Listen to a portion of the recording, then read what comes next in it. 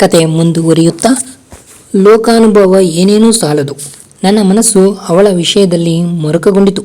2 ಚಿಕ್ಕ ಮಕ್ಕಳಿದ್ದಾರೆ ಎಂಬುದನ್ನು ಕೇಳಿ ನನಗೆ ಮತ್ತಷ್ಟು ಬೇಸರ. ಹೆಣ್ಣು ಗಂಡಿನ ಹಿಂದೆಯೋ ಗಂಡು ಹೆಣ್ಣಿನ ಹಿಂದೆಯೋ ಓಡಿಹೋಯಿತು ಎಂದ ಮಾತ್ರಕ್ಕೆ ನನಗೆ ನಗು ಬರುತ್ತಿರಲಿಲ್ಲ. ಅಂಥ ಕಥೆಗಳು 106 ಇವೆ. ನಿಜ ಕಥೆಗಳಲ್ಲೂ ಉಂಟು, ಅದು ಬದುಕಿನಲ್ಲೂ ಉಂಟು. ಆಗ ನನಗೆ ಕಾಣಿಸಿದ ವಿಷಯವೆಂದರೆ, ಗಂಡನ ಮನೆಯಿಂದ ಅವಳನ್ನು ಬರಮಾಡಿದ್ದು, ಪುಸಲಾಯಿಸಿದ್ದು, ಅದರಲ್ಲಿ ಆಕೆಯ ತವರು ಮನೆಯ ಪಾತ್ರವೂ ಇರಬಹುದಾದದ್ದು, ಅವಳು ಜಾತಿಯಿಂದ ಹೊರಗಾದದ್ದು, ಮಕ್ಕಳನ್ನು ಸಾಕುವ ಭಾರ ಹೊತ್ತದ್ದು. ಅಷ್ಟಿದ್ದರೂ ತಾನು ರಾಮಣ್ಣನ ಜೊತೆಗೆ ಹೋಗದೆಯೇ ಅವನ ಗೌರವ ಉಳಿಸಿದ್ದು. ಇಂಥ ವಿಚಾರ ಸರಣಿ ನನ್ನಲ್ಲಿ ಮೂಡಿತು. ಅವಳ ವಿಷಯದಲ್ಲಿ ಮುರುಕವನ್ನು ಹುಟ್ಟಿಸಿತು. ನನ್ನ ಮಿತ್ರ ಸರಿದು ಹೋದ ಮೇಲೆ ದೂರದಿಂದ ಕಂಡ ಅವಳನ್ನು ಹತ್ತಿರದಿಂದ ಹೋಗಿ ಮಾತನಾಡಿಸಬೇಕೆಂಬ ಚಪಲ ನನ್ನಲ್ಲಿ ಮೂಡಿತು. ಕಪಾಲೇಶ್ವರ ದೇವಾಲಯದ ಸುತ್ತಲೂ ನೆರೆದ ಜಾತ್ರೆಯಲ್ಲಿ ಅವಳೆಲ್ಲಿ ಕಣ್ಮರೆಯಾದಳು ಎಂದು ಕುತೂಹಲದಿಂದ ಹುಡುಕಾಡಿದೆ. ಒಂದೆಡೆ ಕಾಣಸಿಕ್ಕಿದಳು. ಮಂಡಕ್ಕಿ ಮಾರುವ ಒಂದು ಅಂಗಡಿಯ ಮುಂದೆ ತನ್ನೆರಡು ಮಕ್ಕಳನ್ನು ಕಟ್ಟಿಕೊಂಡು ಅರ್ಧಾಣೆ ಬೆಲೆಯ ಮಂಡಕ್ಕಿ ಖರೀದಿ ಮಾಡುತ್ತಿರುವುದನ್ನು ಕಂಡೆ. ಅದನ್ನು ಕೊಂಡಾದ ಮೇಲೆ ಮಕ್ಕಳನ್ನು ಕರೆದುಕೊಂಡು ಜನರ ಗದ್ದಲವಿಲ್ಲದ ಒಂದು ಮರದ ಕೆಳಕ್ಕೆ ಹೋಗಿ ಕುಳಿತುಕೊಂಡದ್ದನ್ನು ಕಂಡೆ. ನೇರವಾಗಿ ಹಿಂಬಾಲಿಸಿದೆ. ಸುತ್ತಿ ಬಳಸಿ ನಾನು ಅವಳಿದ್ದ ಕಡೆಗೆ ಹೋಗಿ ನಿಂತು ನೋಡಿದೆ. ನಾನು ಹಬ್ಬಕ್ಕೆ ತಂದಿದ್ದ 2 ಆಣೆ ಪಾವಲಿಯನ್ನು ಅವಳ ಕಡೆಗೆ ಎಸೆದು, ಆ ಮಕ್ಕಳಿಗೇನಾದರೂ ತೆಗೆಸಿಕೊಡು ಎಂದೆ. ಅವಳು ಆಗ ಮಾಡಿದ ಕಣ್ಣನ್ನು ನೆನೆದರೆ ಈಗಲೂ ಅಂತ ಭಯವಾಗುತ್ತದೆ. ನಾನು ನಿಮ್ಮ ನಾಯಿಯಲ್ಲ ಎಂದಳು. ಮಾರಾಯ್ತಿ, ಯಾಕೆ ಸಿಟ್ಟಾಗ್ತೀಯಾ? ಈ ಸಣ್ಣ ಮಕ್ಕಳ ಬಗ್ಗೆ ಪಾಪ ಕಂಡು ದುಡ್ಡೆನ್ನಿಸಿದೆ. ಬೇಡವಾದರೆ ಬಿಡು. ನಿನ್ನ ಬಡತನ ಕಷ್ಟದ ಕಥೆಯನ್ನು ಕೇಳಿದ್ದೆ. ನಮ್ಮ ಊರವಳು ನೀನು. ಅಯ್ಯೋ ಪಾಪ ಅಂತ ಅನಿಸಿ ಅವಳು ಮಾತನಾಡಲಿಲ್ಲ. ನಾನಾಗಿಯೇ, ನಾನು ಈ ಊರಿನವನೇ, ಅಡಿಗಳ ಮನೆಯವನು, ಅಡಿಗಳ ಮೂಕಜ್ಜಿಯ ಮೊಮ್ಮಗ ಎಂದೆ. ಆಕೆ ನನ್ನನ್ನೇ ಬೆರಬೆರನೆ ನೋಡಿದಳು. ಅಯ್ಯ, ನಾನು ಮಾಡಿದ ಪಾಪವನ್ನು ನಾನೊಬ್ಬಳೇ ಅನುಭವಿಸುತ್ತಿರುತ್ತೇನೆ. ನನಗೆ ಯಾರೊಬ್ಬರ ಕಾಸು ಬೇಡ ಎಂದಳು. ಪಾಪದ ಮಕ್ಕಳನ್ನು ನೆನೆದು ಕೊಟ್ಟೆ. ಬೇಡವಾದರೆ ಬಿಡು. ಬೇಸರ ಕಂಡಿತು. ಆ ಮಕ್ಕಳು ಒಂದು ಕ್ಷಣ ತಿಂದು ಸಂತೋಷ ಪಡಲಿ ಎಂದು ಕೊಟ್ಟೆ. ಕೊಟ್ಟದ್ದು ನಿನಗಂತೂ ಅಲ್ಲ, ಆ ಎಳೆ ಮಕ್ಕಳನ್ನು ಕಂಡು. ಅವಳ ಕಣ್ಣುಗಳಲ್ಲಿ ಒಂದು ತೊಟ್ಟು ನೀರು ಹನಿದ ಹಾಗೂ ಕಾಣಿಸಿತು. ಆದರೂ ದಿಮಾಕಿನಿಂದಲೇ ಕಣ್ಣರಳಿಸಿ, ಅಯ್ಯ, ಕಾಸು ಬೇಡ, ಯಾರದ್ದು ನನಗೆ.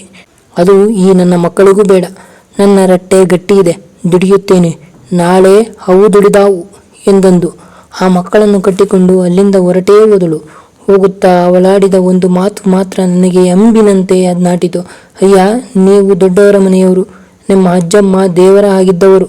ಆದರೂ ನನಗೆ ಯಾರೊಬ್ಬರ ಹಂಗು ಬೇಡವೆನಿಸಿ ಹಾಗೆಂದೆ. ಸಿಟ್ಟು ಮಾಡಬೇಡಿ.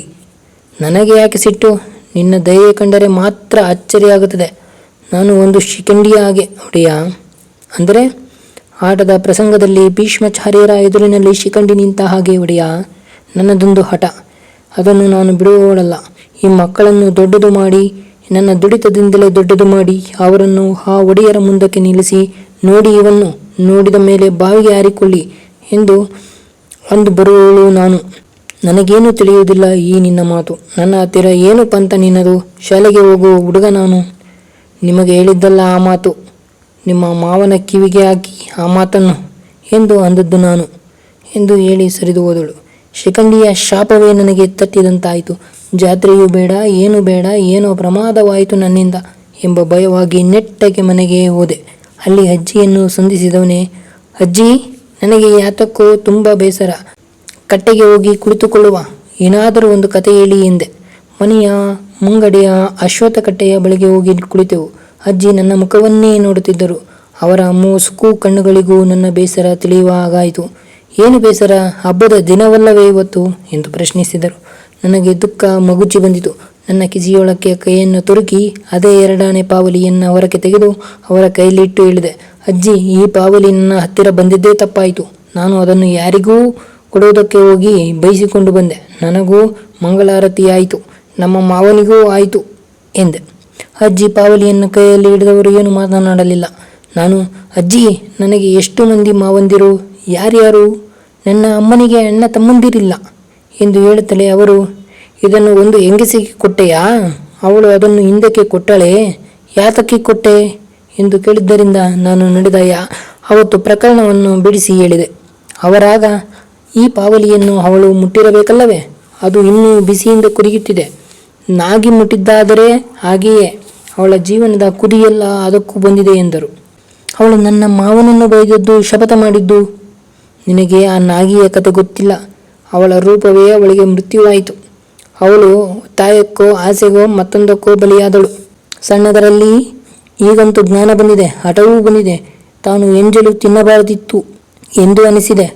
ಅವಳು ಎರಡು ಸಾರಿ ಎಂಜಲು ಎಂಜಲು ಎಂಬ ಮಾತನ್ನೇ ಆಡಿದಳು. ಗಂಡನನ್ನು ಬಿಟ್ಟು ಅವಳು ಓಡಿ ಹೋದವಳಲ್ಲವೇ? ಎಂಜಲಾದಳಲ್ಲ. ಆದದ್ದು ನಿನ್ನ ಮಾವನಿಂದಲೇ. ಬಿಡು ಆ ವಿಚಾರ. ಅವರವರ ಪಾಪ ಅವರವರಿಗೆ.